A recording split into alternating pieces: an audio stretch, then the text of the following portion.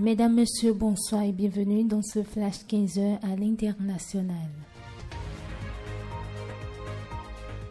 En Afrique du Sud, face aux caméras, le président sud-africain s'est adressé à la nation mardi 10 juin pour lancer un grand dialogue national. Dans son message, il a annoncé une première convention nationale qui aura lieu le 15 août prochain et qui rassemblera différents acteurs de la société civile. Tous les Sud-Africains seront ensuite invités à faire part de leurs préoccupations. Une nouvelle convention sera alors convoquée début 2026 pour faire le bilan de cet échange citoyen.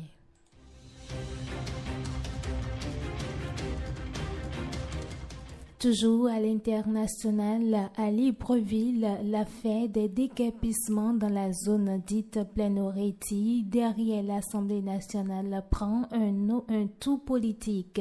Plusieurs formations comme le Parti Union nationale des membres du Parlement, toujours de transition, et d'autres acteurs politiques appellent à la mise en place d'une commission d'enquête parlementaire sur la brutalité et la soudaineté des expulsions et des destructions de domiciles.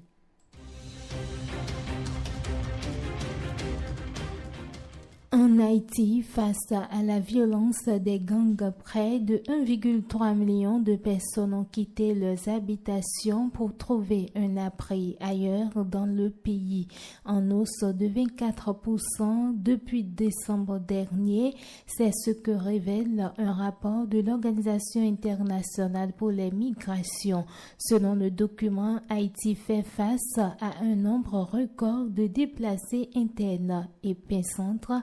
Des exactions des gangs, la capitale Port-au-Prince abrite un quart des déplacés.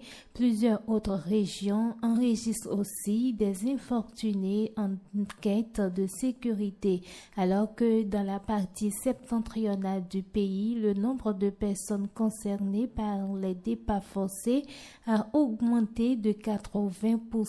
Dans les centres d'accueil, ces infortunés vivent dans des conditions intenables selon l'ONU qui rappelle à l'aide. Les humanitaires ont besoin de 900 millions de dollars cette année pour assister les déplacés, mais les besoins ne sont encore financés qu'à environ 8% selon le programme alimentaire mondial. Il y a urgence, le manquement de financement mettant en péril des millions de personnes en ONU.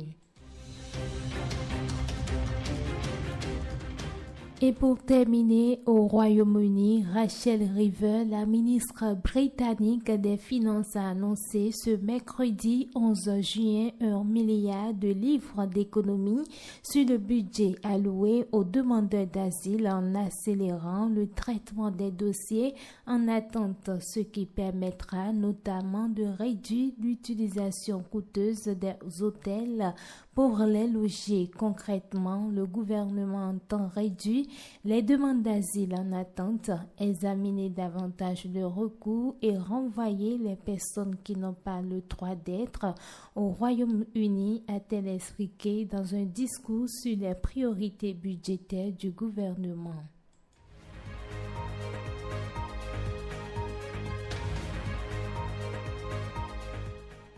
C'est la fin de ce flash à l'international. La mise en onde est assurée par Didier Assogba. Présentation Bérangère Boléon.